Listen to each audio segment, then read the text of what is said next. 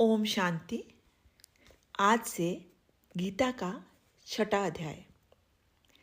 गीता आत्मज्ञान है। आत्म तत्व हम सबके भीतर है। हमारा ये शरीर ही कुरुक्षेत्र यानी कि कर्म क्षेत्र है। इसमें कौरव व पांडव 2 सेनाएं हैं। हमारी बुराइयां और अच्छाइयां ही कौरव पांडव सेनाएं हैं। इस प्रकार प्रतिदिन हमारे जीवन में ये कुरुक्षेत्र की लड़ाई चल रही है। जो बुद्धि रूपी अर्जुन को आत्मा यानी कृष्ण के हवाले करके सोच विचार कर अपने ज्ञान रूपी दीपक को जलाकर चेतन होकर अच्छाई और बुराई को समझकर कर्म करता है, उसे अपने लक्ष्य में चाहे वह जीवन का हो या मुक्ति का हो अवश्य सफलता मिलती है।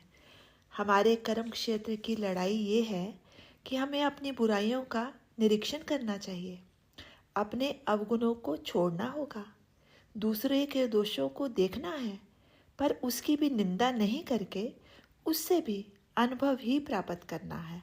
हम धीरे धीरे अपने अवगुणों को कंकड़ की भांति अपने जीवन में से निकाल फेंकेंगे, तब ये शरीर बालक के समान निर्मल निष्कपट बन जाएगा।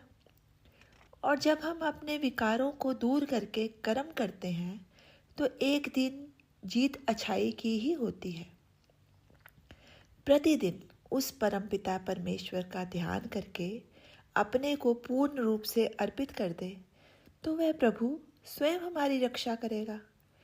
ऐसे योगी पुरुष को काम, क्रोध, लोभ और मोह नहीं सताते। ये सब प्रभु के नौकर हैं और प्रभु अपने चाकरों को अपने भगत से दूर रहने का हुक्म दे देते हैं।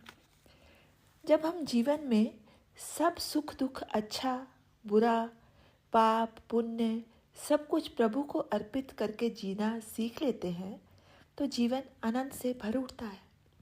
ऐसे योगी पुरुष को किसी भी बात की चिंता नहीं होती।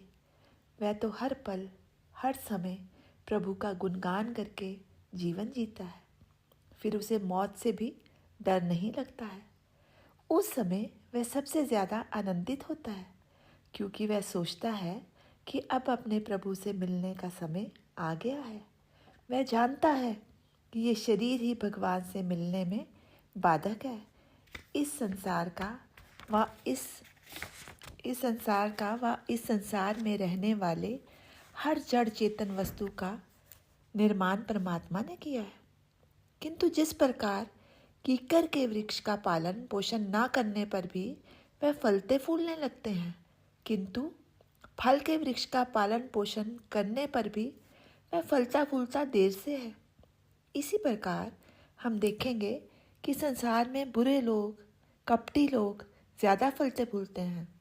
बुराई मनुष्य में सहज ही आ जाती है, किंतु उसको दूर करने के लिए, उससे छुटकारा पाने के लिए बहुत प्रयत्न करना पड़ता है। ओम शांति। शेष कल।